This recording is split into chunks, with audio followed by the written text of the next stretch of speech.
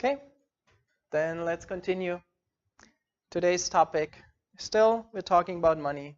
Today is part 5. Let's quickly remind ourselves where we were so far. We started with the theological part. The most important part is, what is our view of money? God owns everything. We are only managers. We are stewards of God's possessions. And we looked at God the provider. God promises that if we are faithful to Him and if we live to please Him and trying to do our best to live according to His will, He will provide for all our needs. Not all our wants, but all our needs. And then we looked into the practical part. Our first priority whenever we get any kind of money, whenever we get a paycheck, is to give at least 10% to the people who feed us spiritually. We looked at the second priority, saving. We need to set aside money for the future. Not live first and then save the rest, but really save first and then live off the rest. So that's what we talked about so far. Now today, we'll move on. What about the rest? Let's say if we save 10% and we give 10%, what do I do with the remaining 80? Can I just do with it whatever I want? Or are there also guidelines? So today is a very practical message. We take principles from the Bible, but we also take some principles that come from financial advisors and that are simply common sense, simply using logical thinking. So it's very practical, but as you will see in the end, it's also very, very spiritual. Because what we talk about today when we talk about budgeting, it really reveals our hearts and it really has the opportunity to change our hearts. And so please hang in there. This is not just practical part about having a good life. It really can have an eternal impact, as we will see in the end. So let's start with how most people live. Most people live by setting a living standard first. They look around, they look at this world, they look at their friends, look at how everybody else lives, and then they say, I want to live like that too. I want this car, because everybody has a car. I want this big of an apartment because everybody has this kind of apartment. I want to go on holidays at least twice a year and I want to be able to fly there. So I need some money for that, but I want to be able to do that twice a year.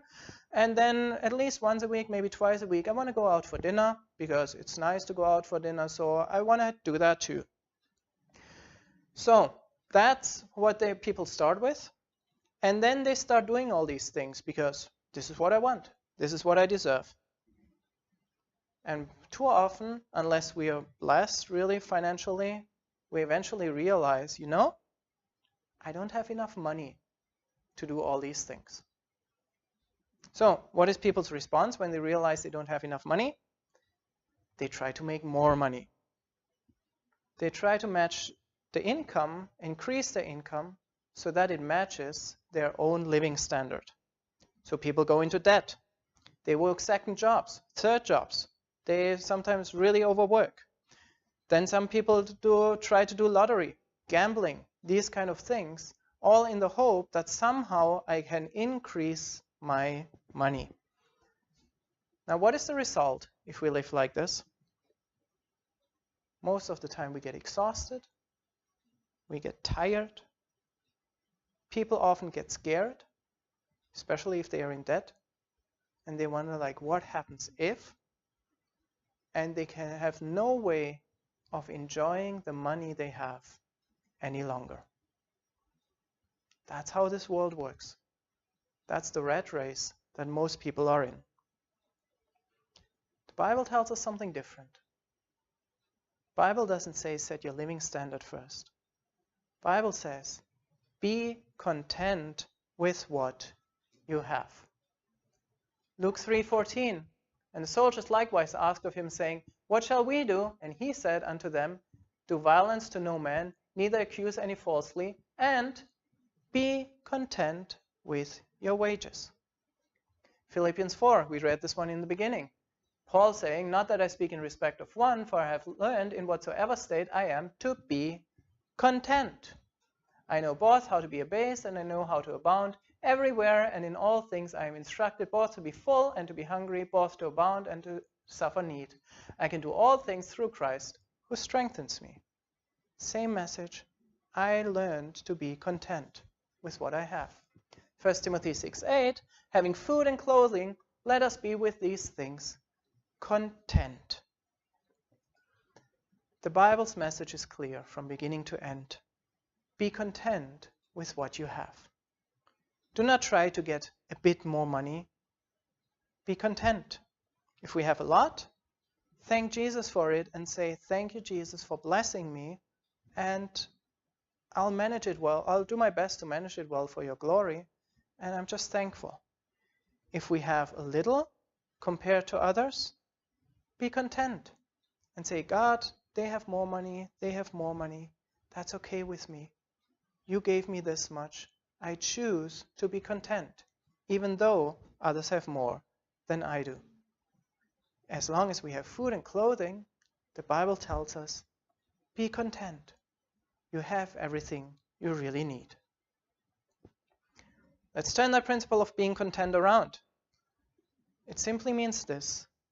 Let's be realistic about how much I have and how much I make. Let's not leave that as a dark somewhere. I think I have this much money. I think it's good, it's wise, it's good stewardship to say, this is how much I have. This is what I have in savings. This is what I have in assets. This is what I have in gold. This is how much my share in this company is worth. That is all good, to be honest. This is what I currently have.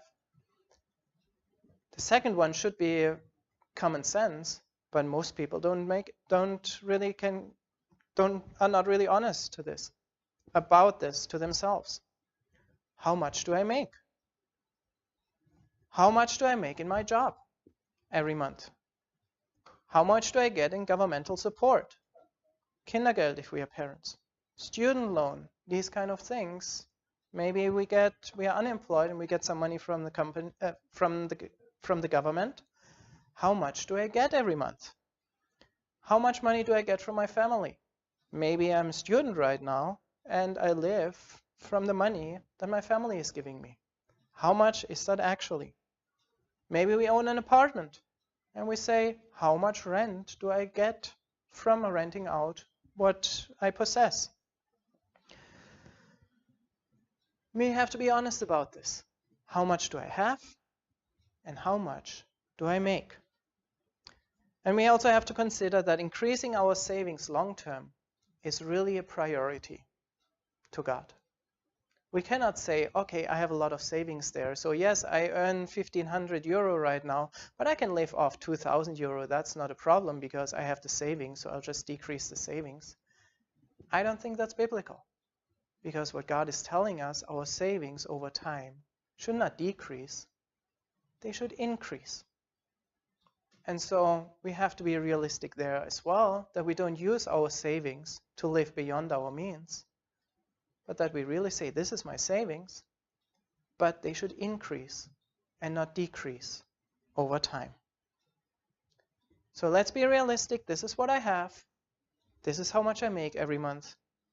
And then we need to say, this is my living standard. Not how much I hope to make, not how much I think I'll make 2 years from now, but this is today. This is how much money I get from the different sources. These are my savings. And based on that, I set my living standard. Based on that, I know how much I can spend each month. And based on that, this is how I choose to live. We looked at this verse last week already. Luke 14. For which of you, intending to build a tower, sits not down first and counts the cost, whether he has enough to finish it? Lest perhaps after he has laid the foundation and is not able to finish it, all that behold it begin to mock him, saying, this man began to build and was not able to finish. Same principle again. Be realistic. Deal with the numbers that are realistic. Deal with the numbers that are currently accurate. Not something we hope, not something we think we'll get 2 years from now, not expecting a raise that might come or might not come, simply saying, this is realistic, this is my living standard today. Let's look at this principle from another angle. Most people at the end of the month, they look at their bank account and they can say, well, at the beginning of the month, 2,000 euro came in and now it's 0. But if you ask them, how did you spend it? Where did the money go? They cannot give you an answer. All they know is the money is gone. Comment that I sometimes hear from people, even Christians, is something that goes along the lines of, hey, I got paid today. So, because my bank account is full now, let's go for dinner. Or let's go for shopping. So in other words, what they are saying is, they allow the number, the current number, today's number on their bank account, they allow that to dictate their spending. If the number is high, they spend a lot. If the number is low, they choose to not spend a lot because they realize, I don't have the money. Today's number on their bank account dictates how they spend money. The problem here, of course, is that number goes up and down all the time. Depending on your circumstances, what's crazy for me personally is on the first of the month, all the expenses go out. It's not just the rent, it's also insurances that we have and all kinds of things, and all the money goes out on the first of the month. It's always a day when I feel like freaking out because on the 31st it was this high and on the 1st it's suddenly this low. But I do not merely look at that number because that number goes up and down all the time. We need a tool, we need something that is independent of today's number on my bank account. So we shouldn't allow, just because I have a lot of money on my bank account today, to just say like, okay, let's spend it. The principle is this: decide how you will spend money before you actually spend it. Make plans. Budget. Think ahead 1 month, 2 months, 3 months. Think about your income that you're expecting, and then make plans. How am I going to spend the income that is coming in this time frame? Be realistic about how much I make, and then make a plan according to the income. The difference then is, it makes absolutely no difference how much money is on my account. I could have 50,000 euro on my account, and I could say, you know, this is planned out. Most of it is saving. I need to pay rent soon. I need to pay this insurance soon. There's a bill coming. So I really need this money, and I'm not going to touch it. Even though it seems a lot on paper, but if we are realistic, and if we set it in categories, then we simply have to, sometimes we have to say, even though the number looks very big, I simply cannot spend it right now because I have other plans with this money. And another person might have 200 euro on the bank account and might plan well too, and might be able to say, you know, it's enough. I know I'm going to get paid a few days from now, and I made plans and the bills are already paid. And even though the number looks relatively small right now, it's not a problem because I planned well and I know that this is going to be enough to get me to the next paycheck. Planning is the key. Here's a useful tool. I believe we should always make 2 plans. One is to have some annual goals and to say, this year I want to achieve this financially. And then breaking that down in monthly budgets and saying, if this is my plan for the year, every month I'm going to invest a little bit in that plan so that by the end of the year I can reach my goals. Make an annual plan, more a long-term plan, can of course also be 2 years or 5 years, that doesn't matter, but have some long-term plans and then breaking them down into monthly budgets. Step 1 is annual goals. And like I said, it doesn't have to be 1 year, can also be longer or a bit shorter. For example, we can say, over the next year, I want to save this amount of money. Maybe we have a specific goal. Maybe we are getting married and we say, okay, that costs money, so I need this much of money to set aside over the next 12 months. Maybe we say, I need a car eventually. I need to buy that. And to buy that, I need money. So we can do some research and say, this is the kind of car I want, so it costs 3,000 euro.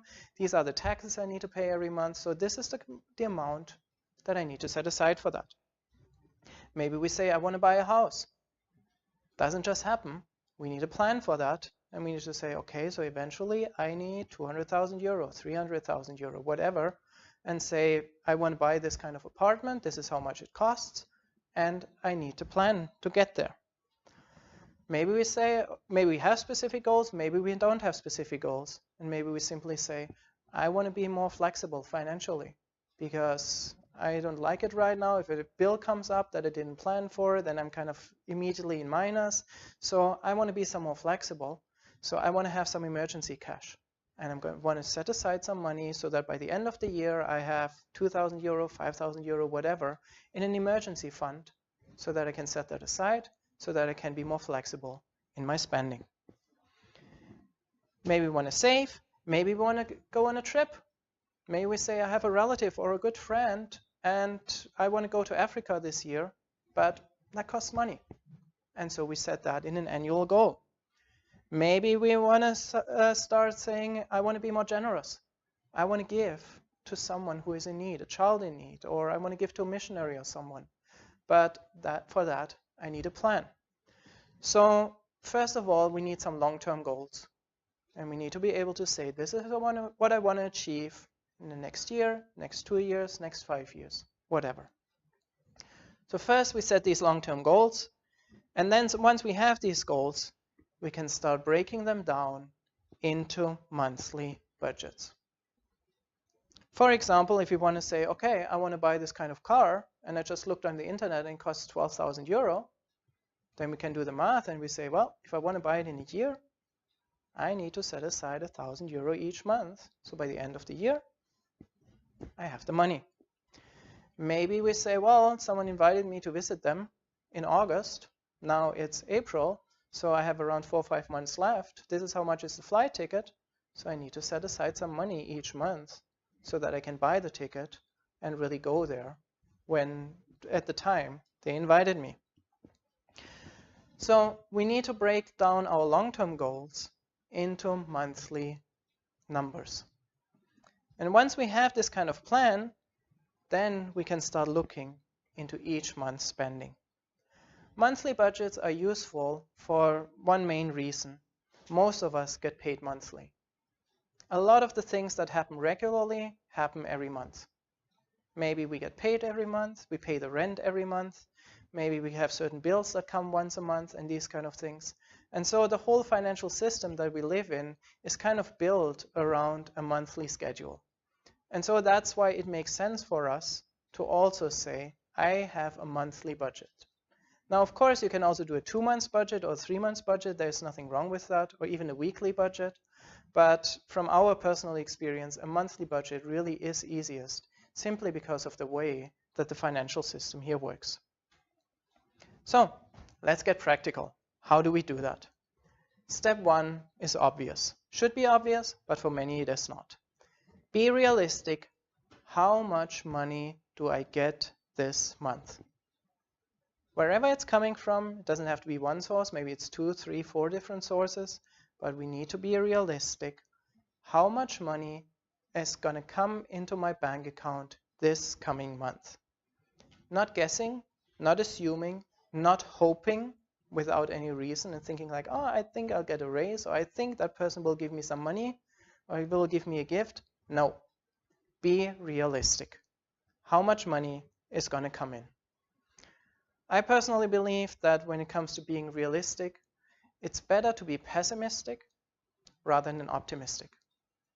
Because if we are pessimistic and we live according to a pessimistic estimate, and then we get more, then we have a good surprise. Then we have some additional money to deal with, And then we can say, you know, with that additional money, I can do some nice things, or maybe I can put some aside for saving or whatever. Then we are not in a bad situation. It's a good surprise. If we are estimating too optimistic and then the money doesn't come in, then we can be in trouble. Because then we could think like, okay, so I kind of went out for dinner a few times this month because I was assuming that I would get a gift here, but it didn't come. And suddenly by the end of the month, we realize, you know, I can't pay my bills because I spent it on optional things at the beginning of the month. So from my personal experience, I always try to budget pessimistically. I always try to budget I don't want to say assuming the worst, but in a way that I say, this money, I'm very, very confident, I'm 98% sure that this money is going to come in. Of course, things can happen, but I only deal with that money. And if I get more throughout the month, great. Then I sit down again, look at the budget again, adjust the numbers, but I do plan with pessimistic numbers. Plan with what is pretty sure that we actually get it. That's the first step. And then we have a number and we can say, okay, so this month I have 500 euro, I have 2,000 euro, I have 5,000 euro. We have an income. Next step, go through the things we absolutely need to spend. What is our number one priority? Tithe. The first thing that for us personally always goes away from our budget is we look at the income and we say the first 10%. It's automatically deducted. No questions asked. No negotiation there. That always goes. Second thing that goes away, savings. We need to consider saving before spending, not the other way around. Like I said last time, a good target is 10%, around 10%. Can be a bit more, can be a bit less. If it's not possible, then maybe aim for 1 or 2%, but nevertheless, save. Make it a priority. Don't live and save the rest. First save, set a saving goal. Say this month I want to set aside 20 euro. This month I want to set aside 200 euro. This month I want to set aside 3,000 euro because I just got a big income. Doesn't matter. But first decide this is how much I'm going to set aside. This is how much I'm going to save. That's the first two things that go away from our income, giving and saving.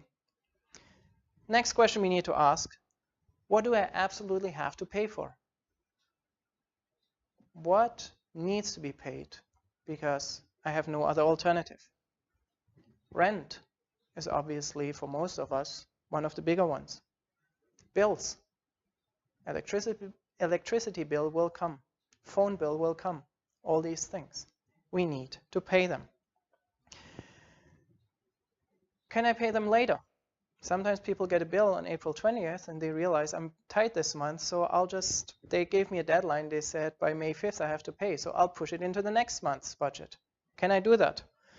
Well, I wouldn't recommend it, because not paying bills immediately is basically living on debt. We owe someone something. The Bible tells us, Romans 13:8, owe no man anything but to love one another, for he that loves another has fulfilled the law. Do not let any kind of debt, any kind of bill outstanding just because you have the legal right. Yes, there are sometimes payment goals where they say, yeah, you can pay in a month or even longer. Legally, you can do that. But I don't think that makes it Christian. I make it an aim that when I get a bill, either it's automatic that they get a SEPA and they just take the money themselves, or it's on the credit card and they can take the money whenever they want. But if I have to be proactive and I have to actually go to the bank or in my online banking and pay the bill, I make it a priority that when I see it in my letterbox and I see there is a bill, that I immediately on the same day go to my laptop, go to my computer, and I pay the bill on that day. Because the Bible tells me, do not let any debt be outstanding. Pay it immediately. So we pay our rent, we pay our bills, we have other necessities. We need food, we need clothing, we need transportation, whether we get a train ticket or something, or a monthly ticket or whatever, or whether we have a car, we have to pay somehow to get around.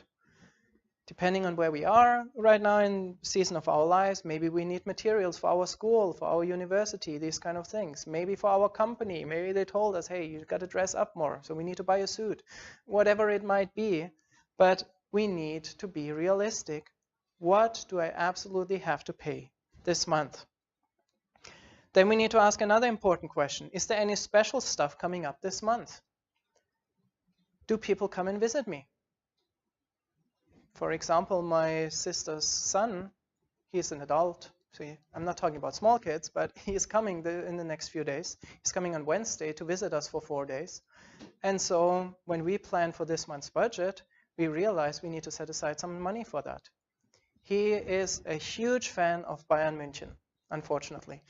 I'm a BVB fan, so I don't like that.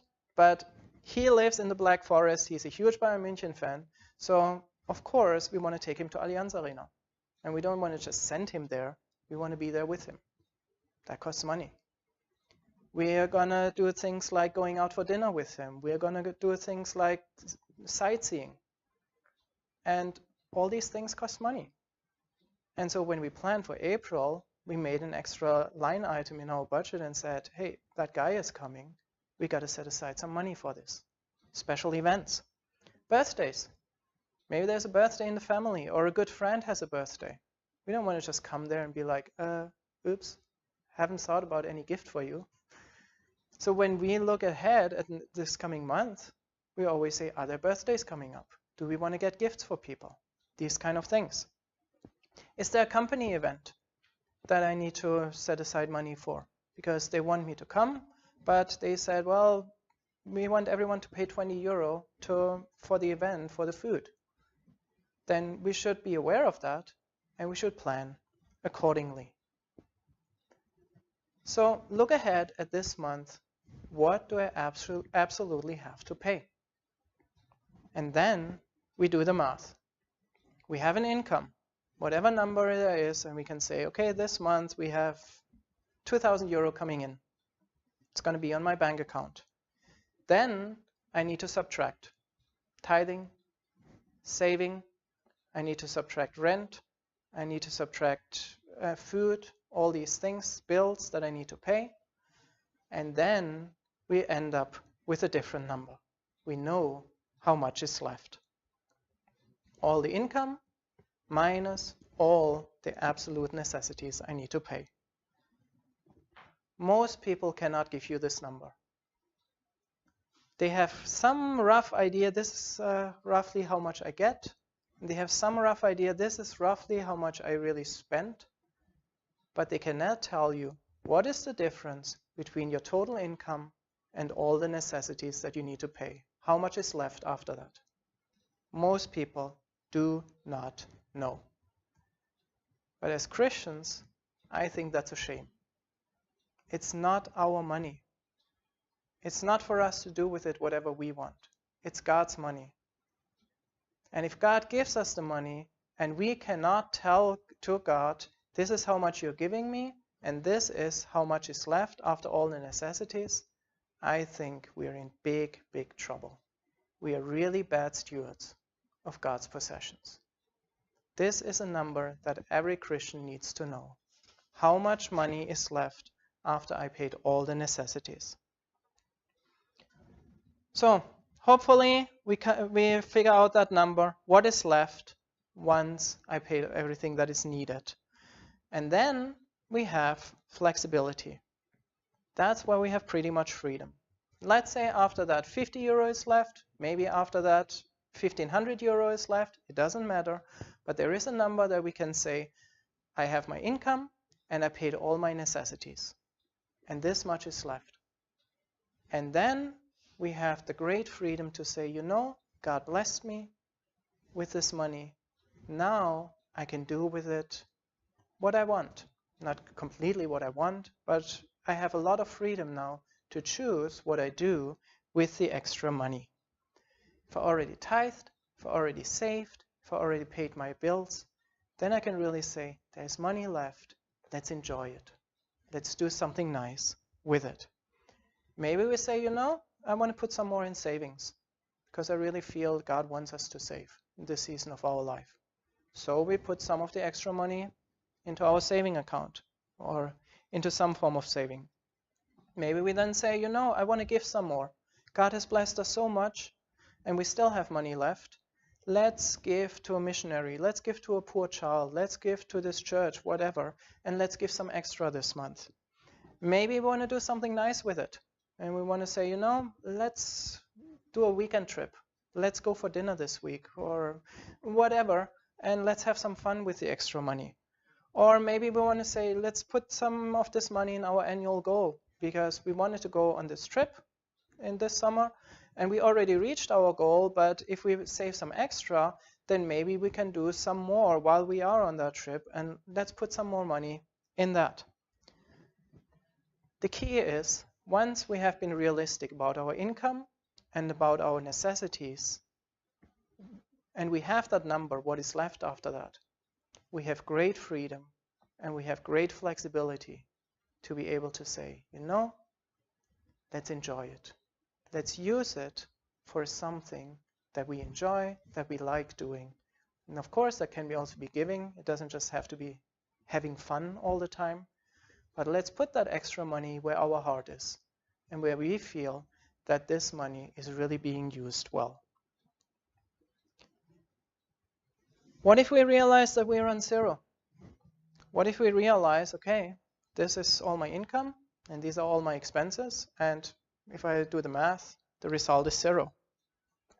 Well, it simply means we don't have any extra money. So we got to cut down or we got to eliminate optional things because we got to be able to pay our bills. We got to be able to do our responsibilities. We got to be able to save. And if I just make enough money, we have to say, I'm content, but I'm not going to spend optional money because then I'm living beyond our means. What if I'm in minus? It certainly can happen. I mean, for me as a freelance, sometimes it goes up and down, and there are here and there are months when I'm in minus simply because someone pays late or maybe because a new project has just started and the income isn't there yet. So what do I do then? Well, like I said, if it's just a month or two and there is reason to say this is just a phase, then I don't think we need to adjust a lot. We just take some money out of our savings, and then when the income is back, we put the money back into our savings. So for a short season, if there is reason to believe that the income will go higher again, then I don't see a big problem with that. But if we do say, okay, so this is my income in my job, this is all my income, and my expenses are higher, and there is no reason to believe that my income is going to be higher in the near future, we got to do something. Because we simply cannot live like that for long. If every month I spend 200 more than my income, sooner or later I get in trouble. Sooner or later the bank will tell me you're in minus. You cannot do that any longer. They will block us, and whatever they will do, the bank will get their money. No worries. They have good lawyers. They deal with thousands of people who can't pay their bills. They will get the money. And then we are in trouble. So in that case, we need to adjust somewhere. And then we need to say, I need to find a way to cut my expenses. I need to say, I'm going to give up my apartment. And I'm going to move into a smaller one that costs 300 euro less because my budget needs to match. My numbers need to match. And currently they don't.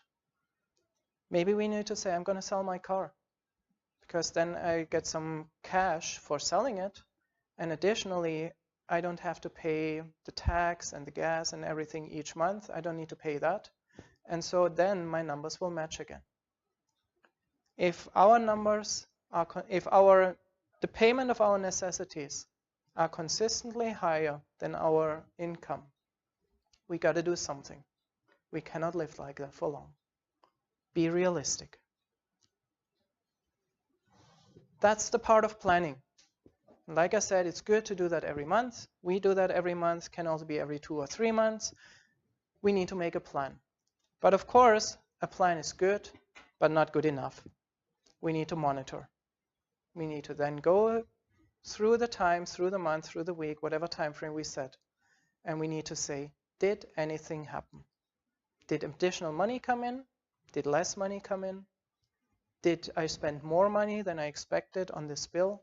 Did I spend less money than expected on this bill? We need to monitor. We need to write down our spending.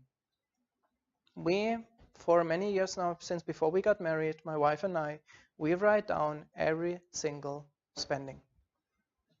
In RMB in China, in Euro now in Germany, for many years, we wrote down every single, even if it was just 50 cents or €1, we write it down and we monitor every single thing that we spend money for. There are a lot of tools available online that you can use also for your mobile phone if you're always on the run, that you can just easily punch in your numbers. And then if you're at the supermarket and you pay something for €2, you just open your app, you put in, I spent €2, and it registers that. There are great tools available online. I'm a computer geek. I wrote my own tool. I wrote my own thing that just works perfectly for our family, and so that's what we use. If you don't like that too much, use an Excel sheet. Everybody has access to an Excel sheet or something like this, and then do your math in there. Maybe you even want to use a piece of paper. It doesn't matter. If you want to just write down on a piece of paper all the spending, use that. The point is, monitor your spending and always compare it to your plans and see, do I spend more? Do I spend less? What's happening with the money? Is my plan on track? So, spend money, write it down, compare against the plan, and then realize if the balance doesn't fit any longer. Let's say I started with income 2,000 and I planned those 2,000, some in giving, some in saving, necessities, some optional things. This was my plan. And now I realize, oh, one bill cost €50 less than I expected. So suddenly my balance is in plus. Then we need to sit down, maybe not every €50, but maybe eventually over the month it goes up €100, €200, €300. Then we should sit down and decide, what are we going to do with this extra money? We make it a principle in our family. We don't just want money to sit there. When we have additional income or less expenses than expected, we sit down again and we want to proactively decide, what are we going to do with the extra money? Are we going to save it? Or are we going to do something nice with it? What's happening with the extra money that we suddenly have that we didn't expect? That's an important step to take if suddenly the balance goes into plus. What do we do if it suddenly goes into minus? Well, again, we need to look at it and we need to say, something isn't right. The bill costs more. Income, again, as a freelancer, that can happen. It kind of goes up and down a little bit. We didn't get quite as much money as we thought we would. So now we are 200 in minus. What are we going to do now? Do we cut some of the costs? Do we cut some of the optional things that we wanted to do? Do we say, oh, it's okay for this month, but let's make that up next month? Then we save 200 more next month. What are we going to do if we are in minus? These are important questions that we need to ask ourselves throughout the month. If we have additional money, if we go into plus, if we go into minus, we need to quickly adjust. We need to see it, and then we need to say, we need to get our balance back to zero. How are we going to do that? That's our aim. We start with a balance of 0, and then throughout the month, as income changes, as costs change, our balance goes off track. We adjust so that we bring our balance back to 0. That, of course, brings us to a question, what if? Can I change my budget throughout the month? There are things that I didn't plan for. they just came up. I had my budget on the 1st, and then on the 5th, suddenly something came up that I didn't expect. So, am I stuck? Or can I do something? Can I change my budget? Of course, a budget is meant to be a tool. A budget is not meant to be a self-imposed law that we have to keep. Otherwise, we fire ourselves. That's nonsense. A budget is a tool that helps us to be realistic about how much income we make and about our lifestyle, whether they match. And a budget is supposed to help us if one goes away from the other, if the balance at the end of the month is not zero any longer. That's what a budget is there for. So if something changes, a budget can help us then to say, you know, I have the opportunity here to give to a missionary, and he just came into town, and I really feel like giving to him, and I want to give him 200 euro. But now I realize that brings my budget into minus 200. Where do I find the extra money? What do I cut from my budget so that it's zero again? Or that I say, you know, I'm going to overspend 200 this month, but I'm going to gain it back next month. I'm going to put 200 extra into saving next month, and I'm going to spend 200 less, so that over these 2 months, it's on zero again. Whatever way we choose. But that's what a budget is there for, so that we immediately realize my budget is not balanced. It's not on zero. And so if something changes, of course it can change. We can change the budget anytime we want to. But it should never deviate us from our goal. At the end of a time frame, my budget should be balanced. That's its purpose. Another good practice that we personally learned is this. We try to deal with what we already have. Sometimes, especially if your income is not that regular, or if you're self-employed or something like this, sometimes the expected income in a month changes. So in January, maybe I budget January with, okay, I'll get 2,000 from my company, and then I budget accordingly. But then suddenly, for whatever reason, my company only gives me 1,800. And then I'm in trouble in the middle of the month because I budgeted with a number that is not true. To avoid this problem, what we learned works for us is we always use last month's income for this month's budget. It's April right now. I was working in February. I got paid for February in March, and that's what we live off right now. My March income is my April budget. I'm working right now in April. I expect to get paid for that in May. So I'm working right now so that we can live in June. That's our plan. That's what we target. And if then suddenly someone doesn't pay, it doesn't affect this month. It affects next month. And I can consider that as I set up my budget for that particular month. So this is something that really helped us avoid these kind of pitfalls if payment goes up and down. That we say, I don't deal with what I think I will get this month. I will use last month as my budget for this month, because that number I already have. And this way, I avoid surprises if my income changes. So I guess with all this being said, many of us are at different stages.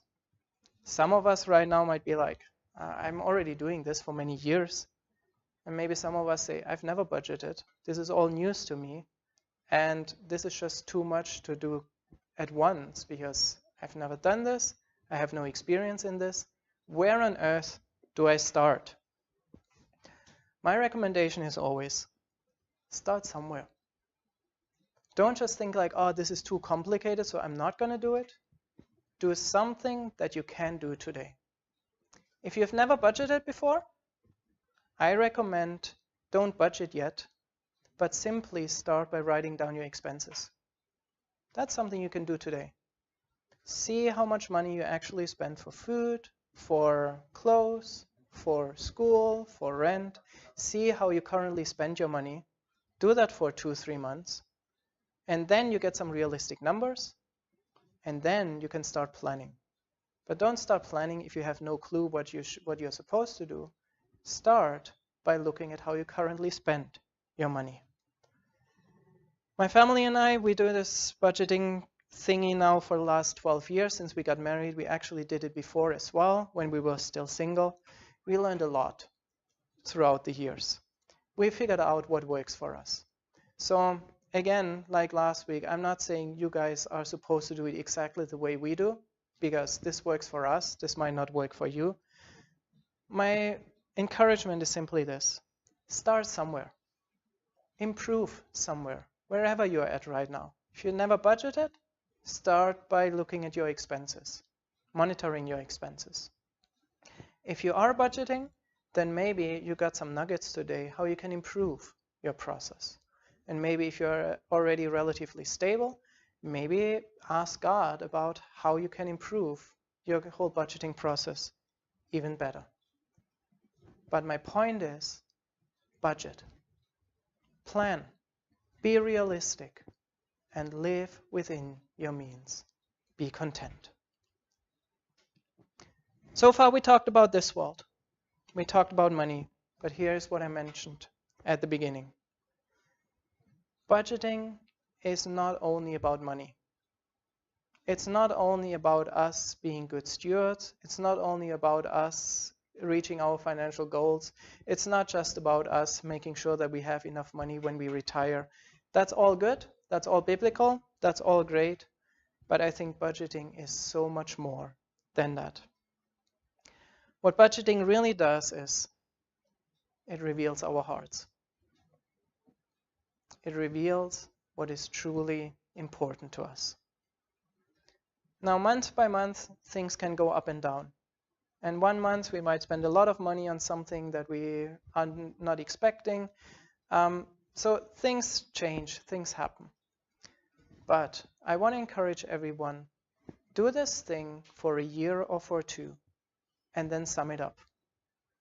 After a year or after 2 years, see how you spend your money over a longer period of time. You will have some surprises. You will look at some numbers and you will think, what? I spent this much money on that? Giving you a personal example, when I started this whole budgeting process, I had no experience. I just heard this kind of message and I thought, yeah, this is a good idea, let me start budgeting. What I did at the time was that I liked snacking. And I never thought it was a big deal. Back in China, spending 5 RMB, 10 RMB for a snack here and there, it's not a big deal. I was absolutely shocked when I started budgeting. And when I realized that by the end of the month, I spent around 1,000 RMB, that's around 150 euro or something, for these kind of little snacks that I bought here and there. I was devastated. And when I looked at that number, I solemnly declared to myself, this number goes away right now. This is a waste of money, and I'm not going to spend any more on that. That's what happens. We look back at the last year, we look back at the last 2 years, we look where our money went, we put it in categories, and at some of the numbers that we will look at, we will say, this has to stop. I will not spend this much money on this any longer, whatever it is for us. Budgeting shows what is in our hearts. Jesus says in Matthew 6:21, where your treasure is, there will your heart be also. Budgets reveal where our heart is. Now it can be when we look at the numbers that we say, well, the big numbers are absolute necessities. We need to pay rent. And I am living, the money that I spend on the rent, it is reasonable, it is appropriate. And that's why I'm spending this much money on that. But maybe we come to the point where we say, you know, I can live in a smaller place. I don't need to spend this much money on rent. I'm going to look for an alternative. I need to save some money there. Maybe we come to the point where we say, you know, food is such an idol for me. The amount of money that I spend on food is ridiculous. I can cut that down. I don't need to go out 3 times a week. I can maybe do twice a month or once a week or something. And the rest of the money, I'm going to cut it down. I'm going to put it into saving. Budget really shows what is important to us and where our heart is. And sometimes when we look at these numbers, we realize something isn't right. This is not how I want to spend the money for the next 30, 40, 50 years. But when we realize that, when we look at the numbers, we can make some adjustments. And we can say, this number is going to go down. I'm going to give more because my giving so far is not where it's supposed to be. I'm so blessed financially. I have to give more, and I want to increase that percentage. We can reduce things in our budget that are not that important to us. We can increase things in our budget that are important to us. And you know what the result will be over time when we make these kind of conscious decisions? When we choose to change our budget, our hearts will be changed too. That's what Jesus said here. He said, where you put your money, where you put your treasure, that's where your heart will go. And maybe we just make some changes in our budget for the sake of helping someone else, or whatever changes we make. But when we do that consistently, we eventually realize the priorities in my heart have changed too. I'm more generous now because 2 years ago I made a conscious decision to put more money into giving. I'm less selfish now because 2 years ago in my budget I decided that I'm going to spend less money on myself and more money on others, whatever decisions we might make. And that really changes our hearts, and that really changes our priorities. Good decisions in budgeting can change our hearts. And budgeting done the right way can have an eternal impact, both on us and on others. So much for using money. We talked about giving, talked about saving. Today, we talked about budgeting the rest. But we are not done in this series. Next week is Easter, but after that, we will talk about some related topics as well. We'll talk about work. We cannot talk about money without talking about work as well, because that's a big part of where our income comes from. So we'll talk about some work attitudes and ethics and things we should and should not do in our workplace. We'll talk one more time about trusting God. If I could do the series again, I would have done this 3 weeks ago, but it kind of came up again in the small group over and over and in my quiet time. So we will spend one more Sunday talking about trusting God, that God really is our provider. And then we'll spend one more Sunday talking about boundaries. Giving. People come to us, Christians come to us, and they ask us for money, right? Happens to all of us. What should we do in that case? So we'll talk about that in more detail. Who to give to, why to give, and when not to give. What are some of the signs that it's a legitimate need, a legitimate situation where we can consider giving? And what are some of the situations when we just have to say, no, I'm not going to give to you, and these are the reasons. That's what we will cover on the last Sunday of this series. But let's conclude today's topic. Budgeting is an important tool to be a good steward. It helps us to live within our means. It avoids the trap of unnecessary debt simply because we set our living standard too high. Budgeting allows us to achieve long-term goals. Budgeting gives us peace when unexpected things happen. And budgeting allows us to enjoy money without feeling guilty, without feeling shame, without feeling insecure. But even more important, budgeting really reveals our hearts. Budgeting shows what is really important to us. It shows where our hearts are. It shows our priorities. And budgeting if we want to make some adjustments, allows us to change not only our spending, but it also allows us to change our hearts. And that can really please God and can make a great difference both in this life and in eternity. May we pray. Father,